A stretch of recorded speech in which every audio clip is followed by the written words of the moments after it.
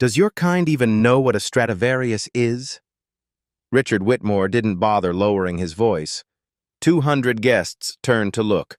A 10-year-old black boy stood near the ballroom entrance, frozen. "Sir, please." The woman in the cleaning uniform rushed forward. "He's my son. We didn't mean to—" "Didn't mean to what? Contaminate a charity gala?" Richard swirled his champagne. "Look at him. Goodwill clothes, public school education. You think he belongs near a $2 million violin?" He poured the champagne onto the marble floor. "Clean it up. That's what you people do, isn't it?" The boy's mother knelt immediately, pulling napkins from her apron. The child stood still, eyes locked on the instrument under the spotlight. Richard turned back to his guests, already forgetting them.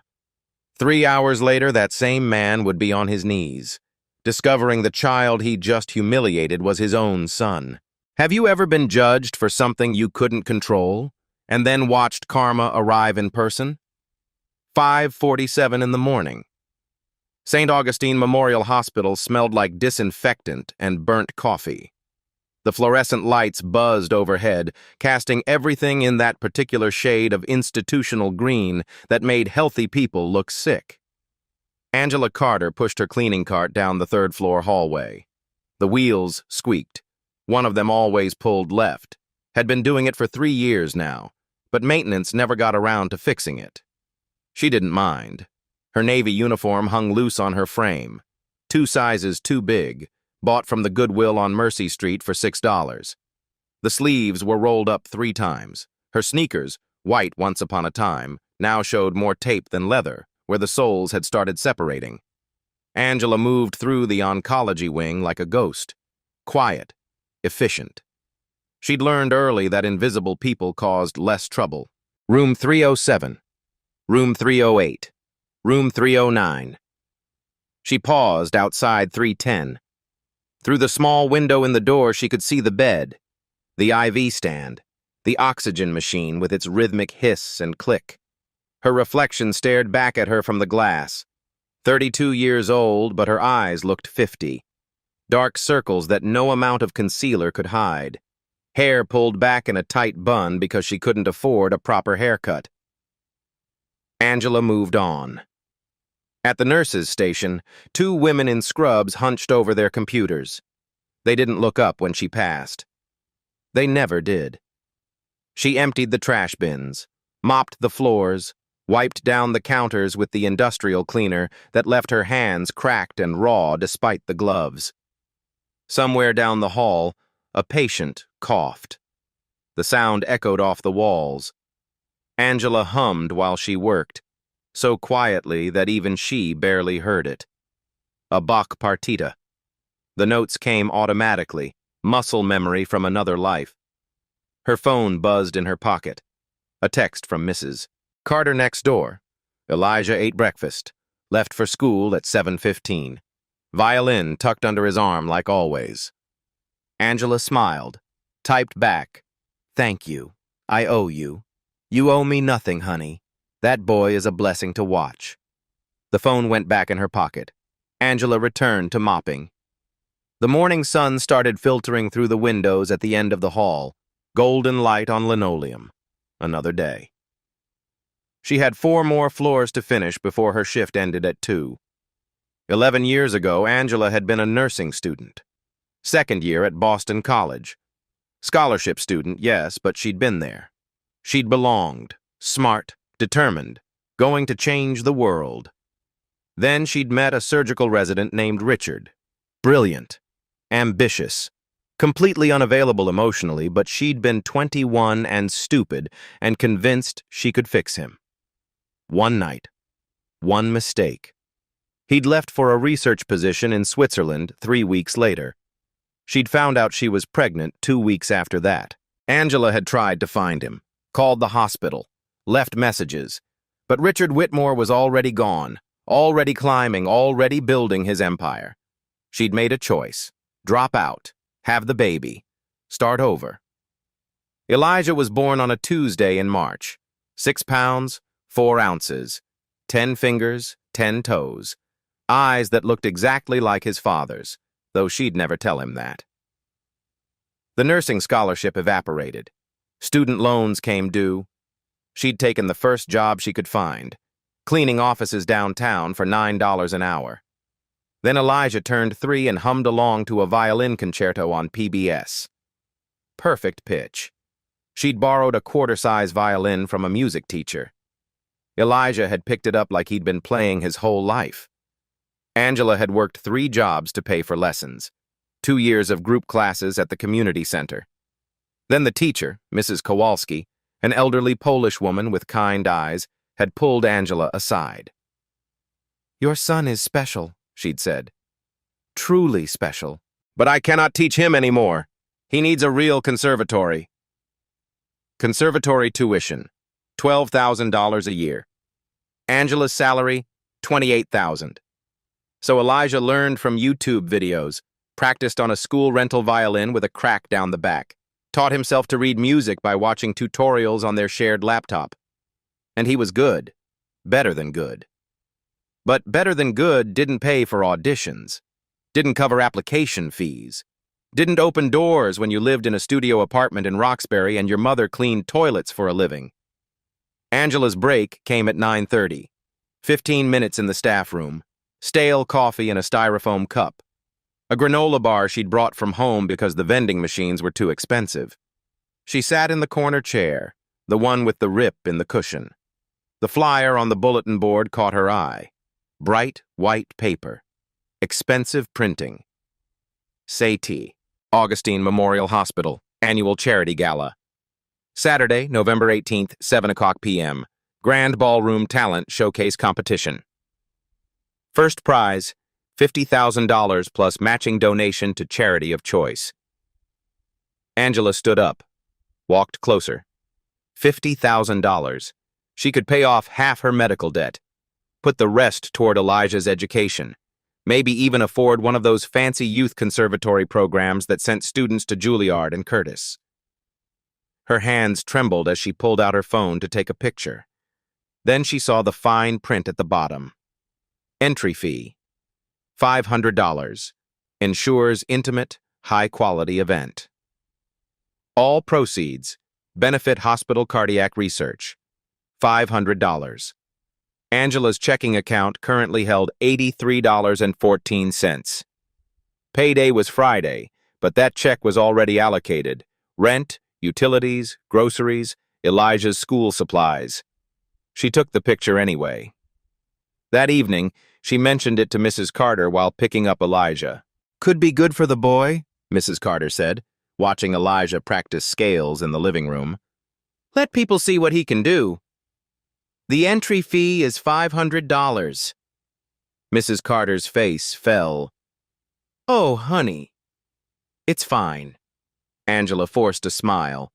"We're fine." But that night, after Elijah fell asleep on their pull-out couch, Angela sat at their tiny kitchen table and did the math. If she skipped lunch for the next 3 weeks, that saved $45. If she walked to work instead of taking the bus, another $30. If she picked up the Saturday overnight shift, double time, that was an extra $120. Still not enough. She opened her laptop, searched for emergency loans bad credit. The interest rates made her stomach turn. Angela closed the laptop, stared at the wall. In the other room, Elijah turned in his sleep. His violin case rested against the wall, held together with duct tape. Her phone buzzer. A text from the hospital scheduling system. "Emergency coverage needed. Saturday, Nov 18, 3 p.m., 11 p.m. Double pay. Reply yes to accept." The gala was Saturday night. Angela stared at the message for a long time. Typed, yes. She'd figure something out. She always did. The phone screen went dark. Through the thin walls, she could hear the neighbors arguing. A siren wailed past on the street below. The radiator clanked and hissed. Angela looked at the flyer photo on her phone one more time. $50,000. She deleted the photo. Some dreams weren't meant for people like her. Richard Whitmore arrived at St. Augustine Memorial at 2:15 on Saturday afternoon. The vintage Bentley pulled up to the main entrance. Burgundy paint, chrome details that caught the sunlight. The valet practically sprinted to open the door. Richard stepped out in a charcoal Tom Ford suit that cost more than Angela's annual salary. Silver hair perfectly styled, Swiss watch glinting on his wrist. He didn't say thank you, didn't acknowledge the valet at all. He walked like a man who owned the building, which, in a sense, he did. Whitmore Pharmaceuticals had donated $15 million to St. Augustine over the past 12 years. The cardiac wing bore his name in gold letters. The research lab. The new pediatric center. Richard Whitmore didn't give money out of kindness.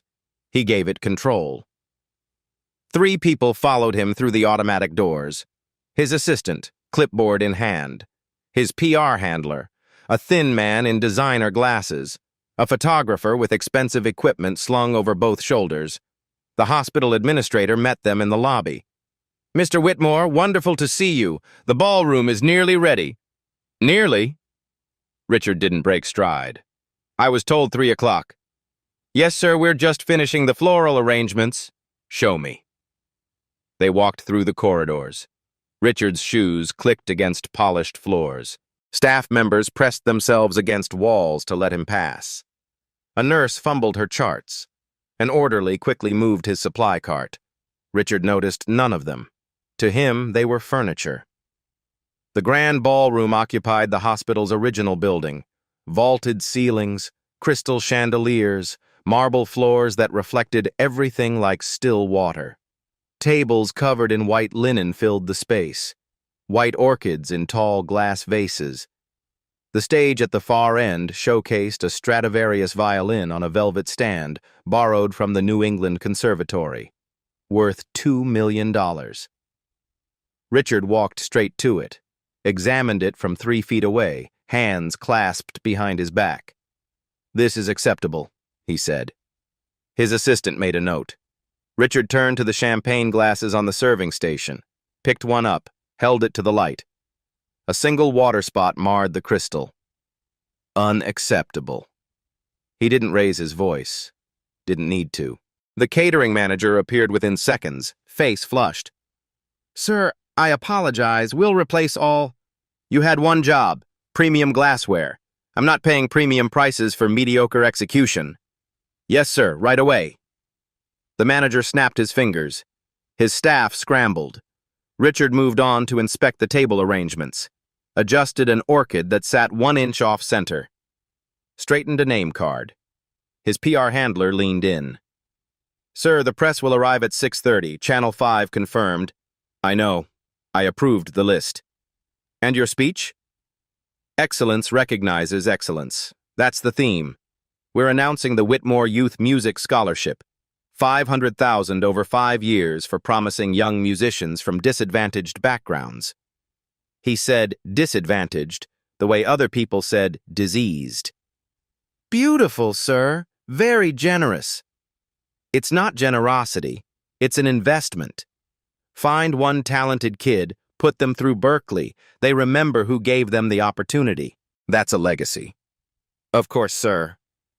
"These people," Richard gestured vaguely at the staff preparing the room, "they don't understand that. They think success is luck. They think talent appears out of nowhere." He shook his head. "I built a company from nothing. The difference between me and them? I refuse to stay poor." His assistant nodded. She'd heard this speech before. "The world rewards excellence. If you're still mopping floors at 30, whose fault is that? Personal accountability. That's what's missing." A cleaning cart appeared in the doorway. Angela Carter, still in her uniform from the morning shift, began pushing it toward the service hallway. Richard noticed her, looked at his watch. "Service staff shouldn't be visible during setup." The administrator checked her tablet. "Sir, we had a call out. Angela's covering—" "I don't need the explanation. I need her out of sight." Richard turned to Angela directly. "You. Use the back corridors. Guests arrive in 4 hours. I don't want staff in public spaces." Angela stopped. "Yes, sir." "And stay away from the stage area. That violin is worth more than you'll earn in your lifetime. I don't need anyone with—" He glanced at her uniform, her worn shoes, careless hands near it. Angela's jaw tightened, but she nodded. "Understood, sir." She reversed her cart and disappeared through the service entrance. Richard had already forgotten about her. He returned his attention to the ballroom, adjusted another orchid, inspected the stage lighting, found 12 more things that needed correction. By 4 o'clock, the staff had learned to stay out of his way. By 6, Richard stood alone at the center of his perfect ballroom, surveying his domain. Everything exactly as he wanted it. Controlled. Pristine. Excellent. Outside, the sun began to set. Inside, Richard Whitmore smiled. Tonight would be perfect. 7:30. The ballroom glittered under crystal chandeliers. 200 guests in evening wear filled the space. Tuxedos, cocktail dresses, jewelry that caught the light with every movement. A string quartet played Vivaldi near the stage. Waiters circulated with champagne and hors d'oeuvres. Conversations hummed like a well-oiled machine. Richard Whitmore stood at the center holding court. Hospital board members, local politicians, the director of the New England Conservatory gathered around him. "The scholarship will prioritize merit above all else," Richard said. "Raw talent, not participation trophies, just excellence." Polite nods, murmurs of agreement. Angela moved along the back wall with her cleaning cart. Stay invisible, handle spills immediately. Remain in service corridors unless necessary. She kept her head down, tried not to think about the $50,000 being competed for 20 feet away.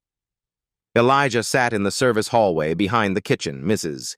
Carter had canceled at the last minute. Her daughter went into labor, so Angela had no choice but to bring him. He was supposed to stay hidden, stay quiet, do homework on the folding chair behind the industrial dishwashers.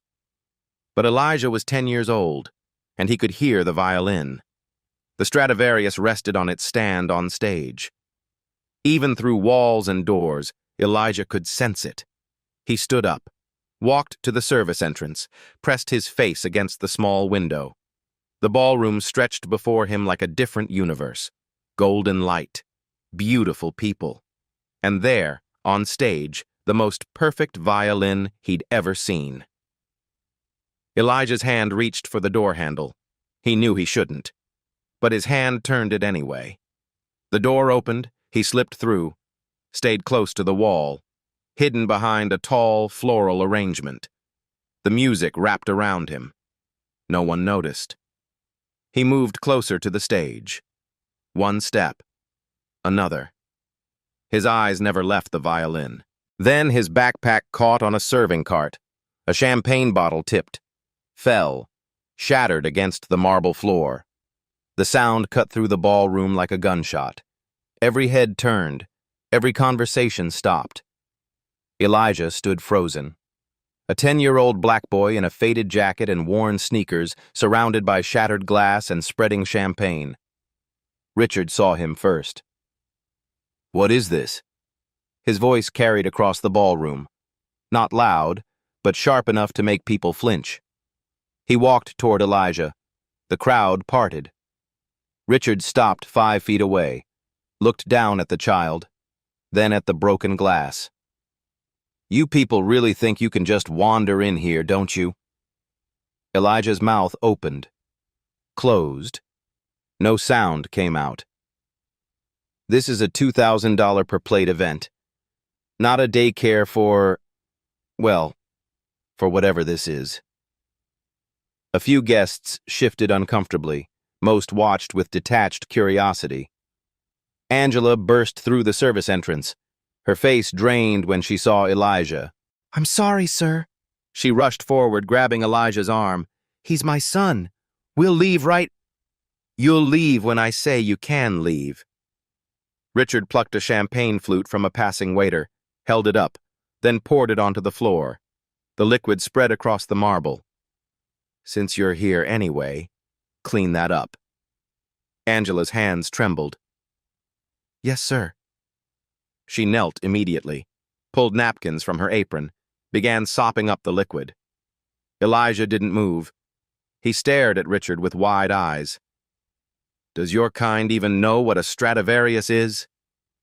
Richard gestured toward the stage. "That instrument is worth $2 million, more than your mother will earn in her entire life." "I know what it is." Elijah's voice came out small but clear. The ballroom went quieter.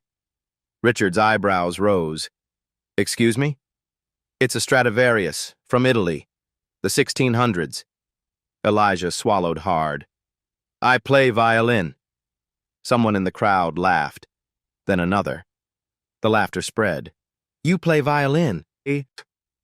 Richard's smile didn't reach his eyes. "How delightful. Where did you learn? YouTube?" Elijah's face burned. "Yes, sir." More laughter. A man in a tuxedo called out, "The kid probably thinks it's a toy."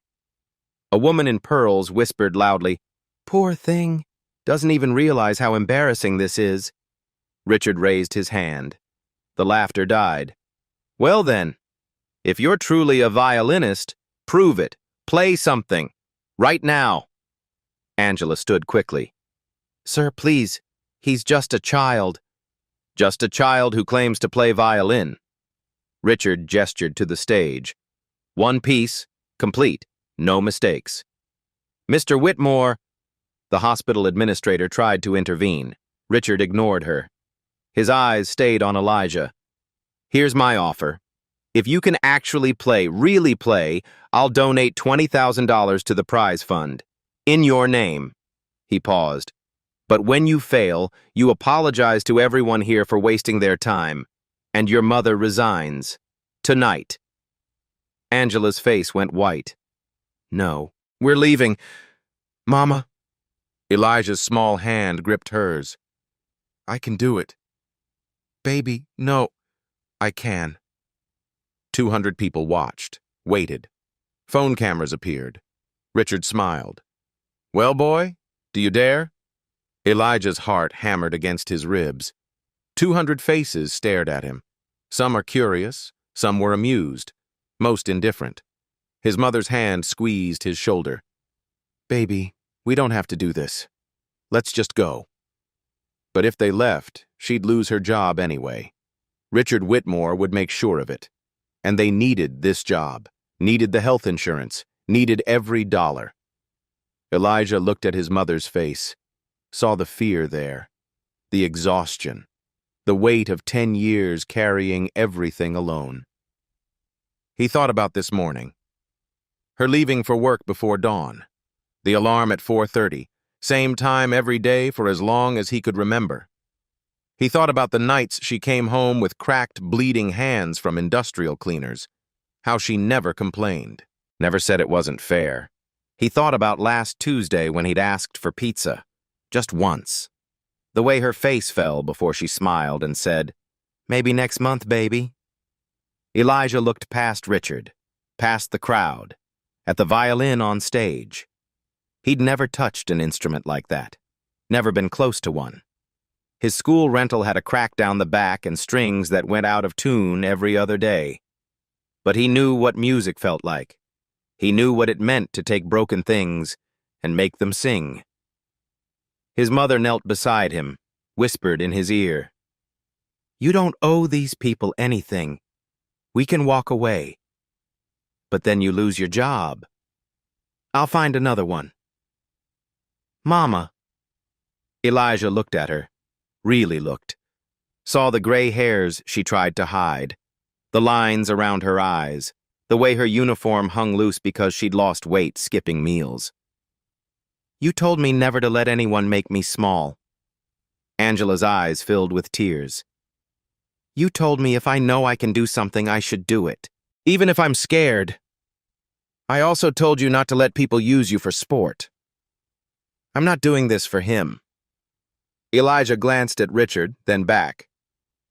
"I'm doing it for you." Angela pressed her forehead against his. "You don't have to save me." "You've been saving me my whole life." He stood straight, wiped his eyes with the back of his hand, turned to face Richard. I'll play. Richard's smile widened. Wonderful. Just so we're clear. $20,000 if I finish without mistakes.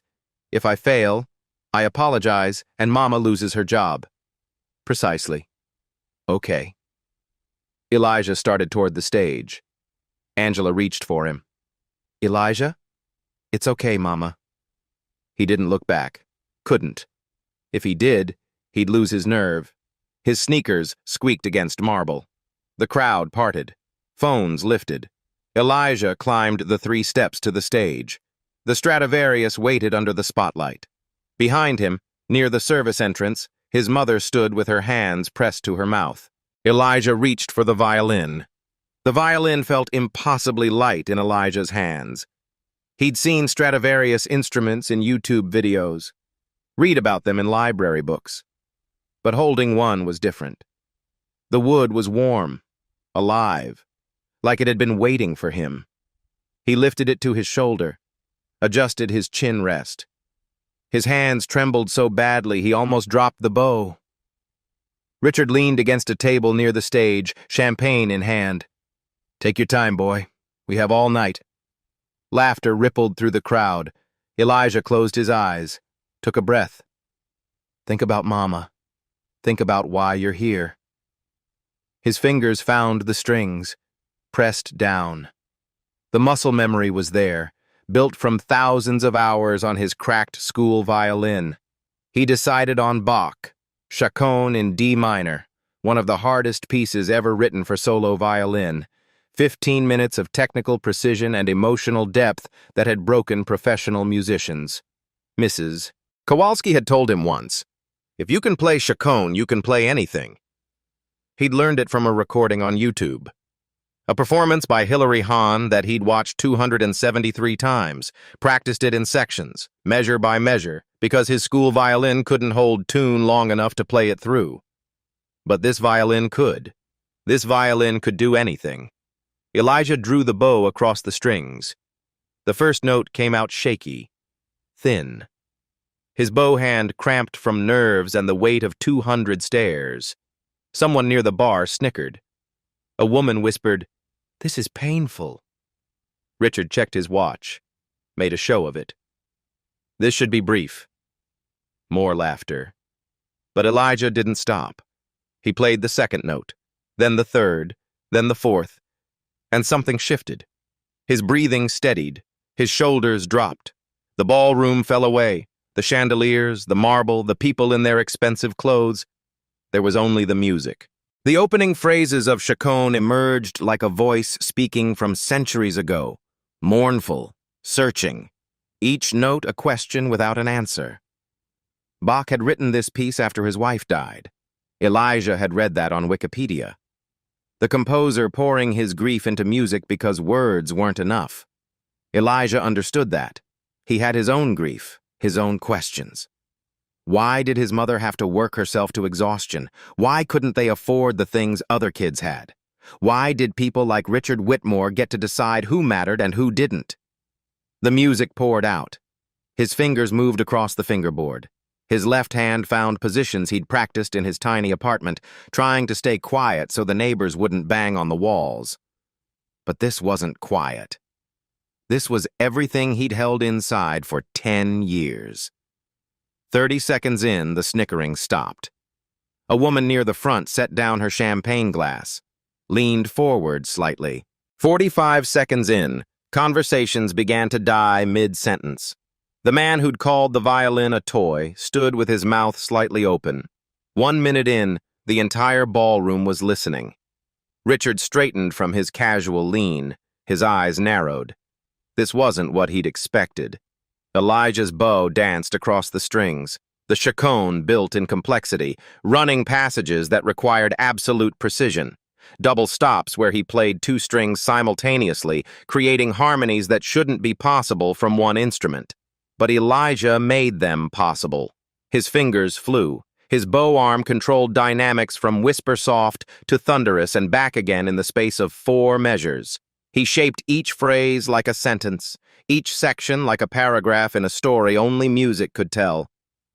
2 minutes in, Dr. Patricia Carter covered her mouth with her hand. Tears gathered in her eyes. She'd been in the room when Richard humiliated this child. She'd almost intervened. Almost. Now she stood witnessing something she couldn't explain, couldn't rationalize.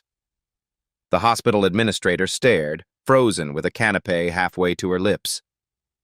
2.5 minutes in, a man in the back, Dr. Harold Finch from Boston Conservatory, grabbed his wife's arm.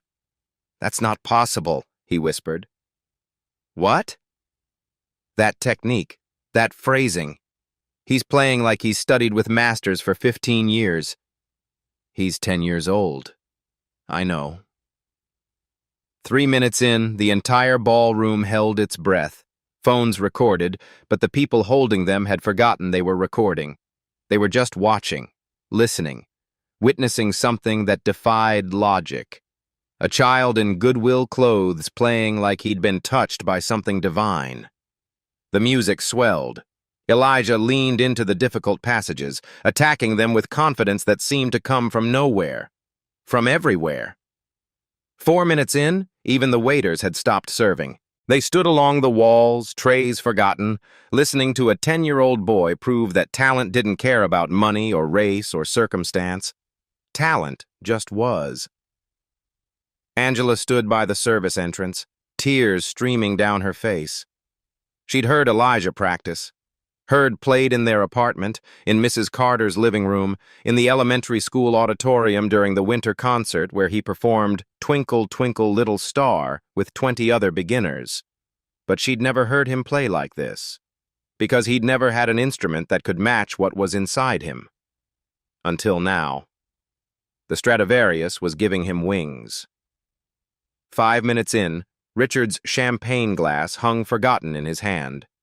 His face had lost its smirk, lost its certainty, lost its cruelty. He watched Elijah with an expression somewhere between confusion and recognition. Something about the boy's profile under the spotlight, the intensity of his concentration, the way his whole body moved with the music, like he and the violin were one organism. Something about it tugged at Richard's chest, a feeling he couldn't place, didn't want to place. He pushed it away, focused on the performance, but the feeling persisted. 6 minutes in, Elijah reached the most technically difficult passage, a series of rapid 16th notes cascading up and down the fingerboard like water over stones. Most professional violinists stumbled here. The passage required not just speed, but clarity. Every note had to ring. The room tensed. This was where the child would fail. This was where reality would reassert itself. Elijah's fingers blurred across the strings. Every note is crystal clear, perfect intonation, perfect rhythm, perfect clarity. Impossible, but happening. A collective exhale rippled through the crowd. Dr. Finch grabbed his wife's hand, squeezed hard. "I've seen concert violinists butcher that passage." 7 minutes in, the piece began its emotional ascent. The mournful opening theme returned but transformed, no longer a question. Now, a statement, a declaration, a refusal to accept despair as the final word. Elijah's eyes were closed. Sweat beaded on his forehead. His small body swayed with the music, rocking slightly like he was being moved by currents only he could feel. He wasn't in the ballroom anymore. He was somewhere else entirely. Somewhere music lived independent of rooms and people and judgment. A place where truth was the only currency that mattered. 8 minutes in, the ballroom became a cathedral. The music filled every corner, resonated off marble floors and vaulted ceilings. The acoustics of the old hotel ballroom had been designed for this, for sound to bloom and breathe and live. The Stradivarius sang in Elijah's hands like it had been silent for years and finally found its voice. A woman in the front row wiped tears with her napkin, no longer caring that her mascara ran. A board member who'd been skeptical of the whole evening stood with his arms crossed, but his jaw trembled and his eyes were wet. Even the security guard by the door had tears on his face. 9 minutes in, Richard's hand moved to his chest. His heart was pounding. Why was his heart pounding? This was just a child, just a performance, just music. But it wasn't just anything. It was everything. He looked at the boy on stage, really looked. The angle of his jaw, strong, defined, the shape of his eyes, deep set, intense. The way he held himself when he played, like the music was the only thing in the universe that mattered. Richard knew that posture, had seen it before, in a mirror, 30 years ago, when he used to care about things beyond money and power. His breath caught. No, impossible. But the math, the timing, Angela Carter. She'd been a nursing student. They'd had one night.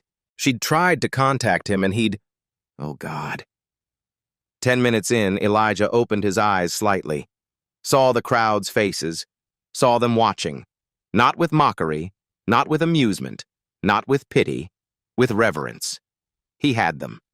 And instead of playing it safe, instead of just finishing cleanly and taking his $20,000, Elijah made a choice. He gave them everything. Everything he had. Everything he was. Everything he'd ever be. The final section exploded. Elijah's bow attacked the strings with controlled ferocity. The music soared upward, reaching for something beyond the ceiling, beyond the building, beyond Boston, beyond Earth itself. Every technical skill he'd taught himself from YouTube videos, every hour of practice in secret so he wouldn't bother anyone, every moment of doubt when he wondered if he was good enough, if he'd ever be good enough, if people like him were allowed to be good enough. It all poured into these final minutes. His fingers bled. He didn't notice. His bow arm screamed with fatigue. He didn't care. There was only music. Only the truth of it.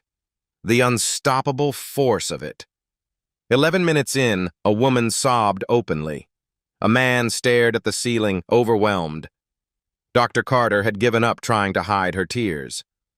12 minutes in, the piece began its descent. The wild energy softened. The theme returned one final time, but peaceful now. Resolved. Accepted. Like a question finally answered after years of asking. Elijah played the last phrase with his eyes closed. Each note is perfectly placed. Each moment is given its full weight. No rushing, no hesitation, just truth. The final chord rang out. He held it. Let it sustain. Let the Stradivarius sing until the sound faded naturally into silence, the vibrations dying in the air like the last light of sunset. Then Elijah lowered the violin, lowered the bow, opened his eyes. For 3 full seconds, no one moved. No one breathed. The silence felt sacred, untouchable. Then someone in the back started clapping. Just one person. Dr. Finch on his feet, then his wife, then another person. Then the entire ballroom exploded. 200 people surged to their feet. The applause was deafening. It echoed off the vaulted ceiling, off the marble floors, off the crystal chandeliers that trembled from the sound. "Bravo!" someone shouted. "Incredible! He's just 10 years old," Dr. Finch pushed through the crowd. "Who's your teacher? Where did you train?" A woman in diamonds grabbed the administrator's arm. "Get me his contact information, now!" "I want to sponsor him," a man announced. "Full scholarship, anywhere he wants." Dr. Carter climbed the stage steps first, grabbed Elijah and pulled him into a hug. "Oh my God, Elijah!" Angela broke through the crowd, ran up the steps, wrapped her arms around her son. Elijah collapsed into her. His legs gave out. He was shaking from adrenaline and exhaustion. "I did it, Mama," he whispered. "I did it." "I know, baby. I know." The standing ovation continued. 1 minute, 2 minutes, 3. "Encore!" someone shouted. But Elijah couldn't. His hands shook. His fingers bled. He'd given everything. He looked out at the crowd, at 200 faces that had been laughing 15 minutes ago. They weren't laughing now. Then his eyes found Richard. The man stood alone. Not clapping, not moving, His champagne glass lay shattered at his feet. His face had gone completely white. The applause settled. The crowd waited for Richard Whitmore to fulfill his promise. Richard walked toward the stage slowly, like each step required conscious thought. He climbed the steps, stood facing Elijah and Angela. "Where did you learn to play like that?" His voice came out rough. Elijah wiped his eyes. "YouTube, sir, and my school music teacher let me borrow a violin." "YouTube." Richard repeated it like a foreign word. "You taught yourself?" "Yes, sir." Richard's hands trembled. "What's your full name?" "Elijah Carter." "And your mother?" Richard's eyes moved to Angela, really looked at her for the first time. "Your name is Angela Carter." Angela's face changed, recognition, then shock, then fear. "Yes," she whispered. The ballroom went silent. 200 people watching, not understanding but sensing importance. Richard stared at Angela. "From Boston College, 11 years ago." Angela's hand tightened on Elijah's shoulder. Richard looked at Elijah, at his face, his eyes, the shape of his jaw. Did the math he'd been avoiding? 11 years ago, one night. Angela tried to contact him, and he'd ignored her messages because he was too busy, too ambitious. The color drained from his face. "Oh, God." The words escaped. "Oh, my God." Dr. Carter stepped forward. "Richard, you made a deal. $20,000. Richard didn't hear her. "He's mine," Richard whispered. "He's my son." The ballroom erupted in gasps. Phones lifted, recording. Angela's eyes filled with tears. She nodded once. Elijah looked between them. "What's happening?" Richard sank to his knees, right there on stage, in his $3,000 suit, in front of 200 people. He knelt at eye level with the boy he'd humiliated, the boy who was his son. "I'm sorry." His voice cracked. "I'm so sorry." Elijah stared. "I don't understand." "I'm your father." Richard's hands shook. "And I didn't know. I should have known." The crowd watched in stunned silence. Richard looked up at Angela. "Why didn't you tell me?" "I tried." Angela's voice was steady despite her tears. "You were already gone, already becoming this." She gestured at his expensive suit. "You didn't want complications." "I was stupid. Richard couldn't finish. He looked at Elijah again, at this incredible child, his child, whom he'd called your kind, whom he'd mocked, humiliated, tried to break. The realization crushed him. "Excellence recognizes excellence," Elijah said quietly. "Isn't that what you said?" The crowd murmured. Someone laughed. Not cruel. Appreciation for the perfect callback. Richard's face crumpled. "Yes, that's what I said." "So." Elijah's voice didn't waver. "Did I play well enough?" Richard looked at this 10-year-old boy, his son, with tears streaming down his face. "You played better than anyone I've ever heard." Richard stood slowly, turned to face the crowd, 200 faces staring back at him. He'd built his empire in control, of certainty, on never showing weakness. But standing on that stage, next to the son he'd just discovered, Richard Whitmore let go of all of it. "I made a promise," he said. His voice carried across the silent ballroom. $20,000 if the boy could play. He paused. He didn't just play. He gave us something I haven't heard in 20 years. Something I forgot existed. Richard's throat tightened. Genuine excellence. Not manufactured, not trained, just pure. He pulled out his phone, opened his banking app right there on stage. I'm donating $50,000 to the hospital fund, in Elijah Carter's name. Murmurs of approval rippled through the crowd. And I'm establishing a scholarship fund, $500,000 over 5 years for young musicians from underprivileged backgrounds. The Elijah Carter Music Scholarship. Applause began again, but Richard raised his hand. I'm not finished. He looked at Angela. I owe you 11 years of child support. My lawyers will calculate the amount. It'll be in your account by Monday. Angela's hand went to her mouth. And your medical debt. Richard's voice cracked. Stage 3 pancreatic cancer. Working through chemotherapy. That debt is cleared as of tonight. Your treatment, anything you need, covered. The crowd gasped. Angela started to cry, really cry. Dr. Carter put an arm around her shoulders. Richard knelt again, looked at Elijah. I can't undo what I said tonight. I can't take back how I treated you both. He swallowed hard. But I can do better.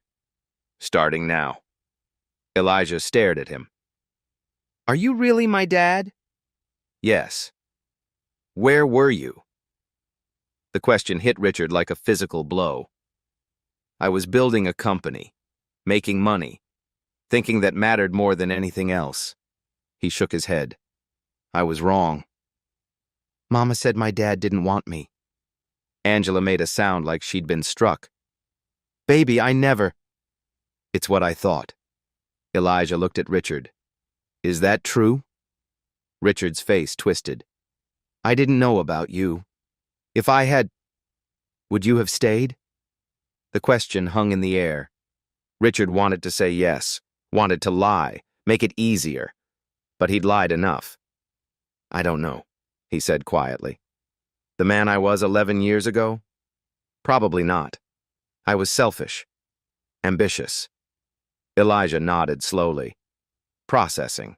But the man I am right now?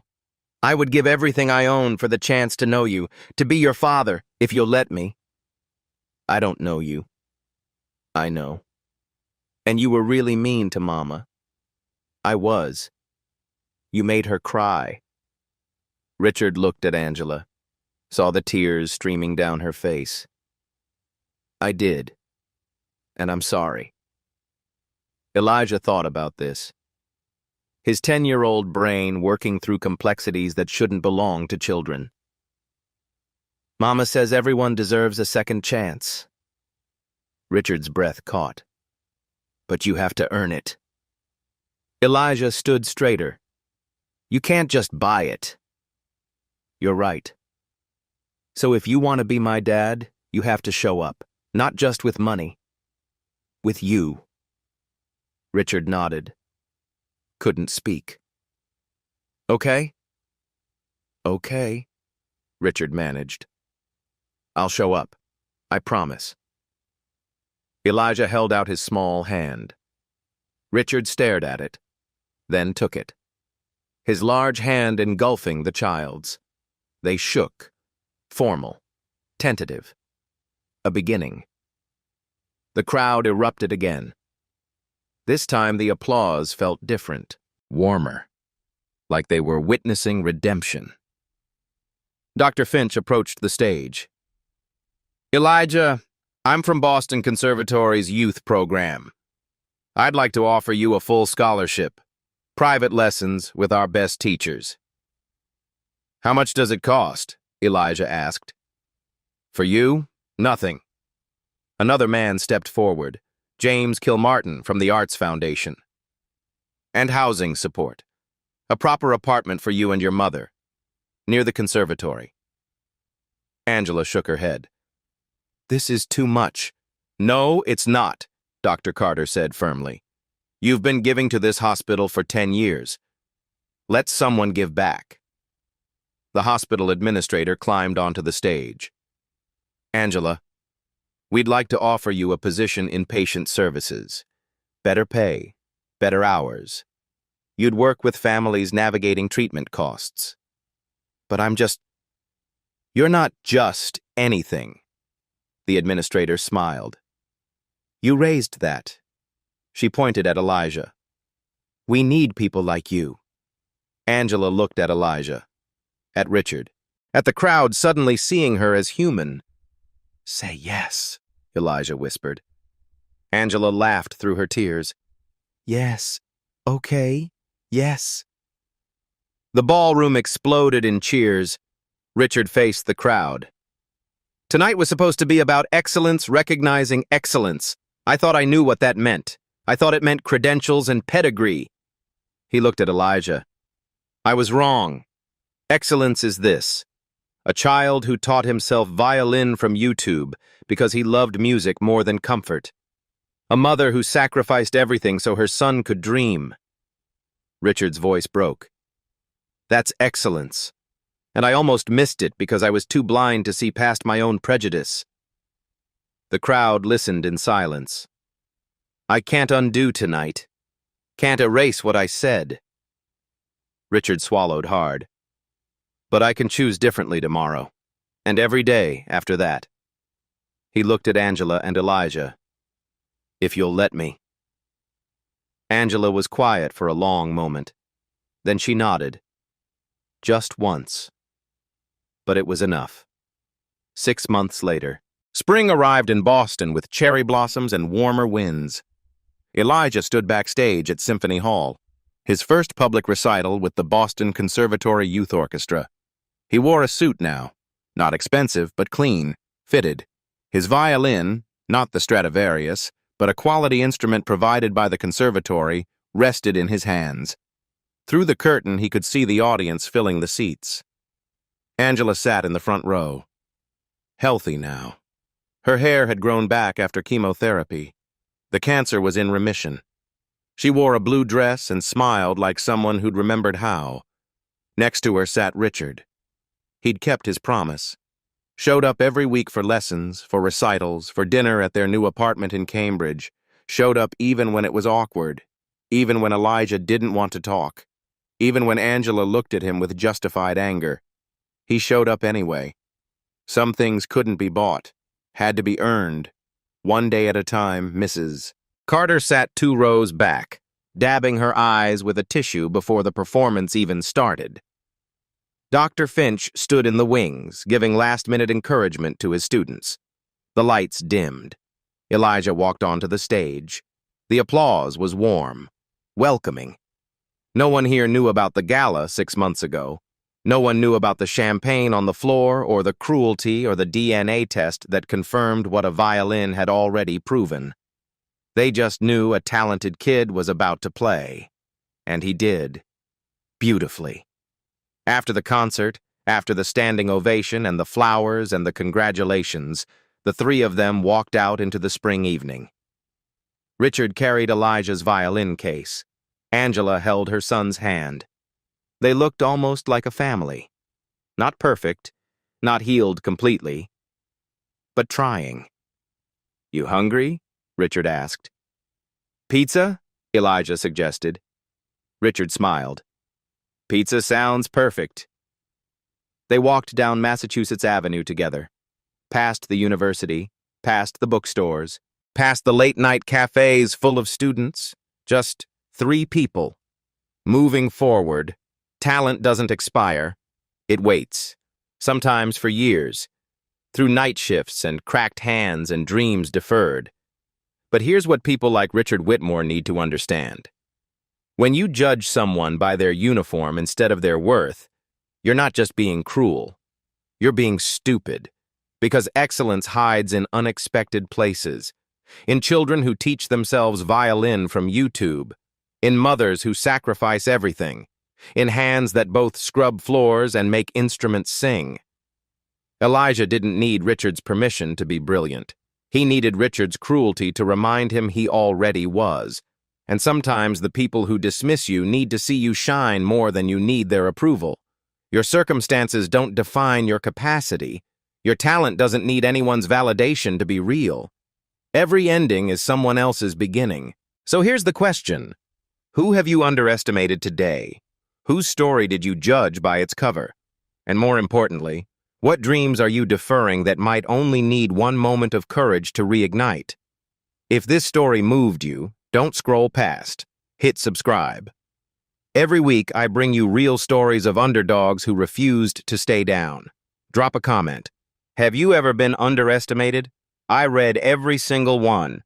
And if you know someone who needs to hear this, someone who's deferred their dreams, share this with them. Sometimes we all need a reminder that it's not too late. At Black Voices Uncut, we don't polish away the pain or water down the message. We tell it like it is because the truth deserves nothing less. If today's story spoke to you, click like, join the conversation in the comments, and subscribe so you'll be here for the next Uncut Voice.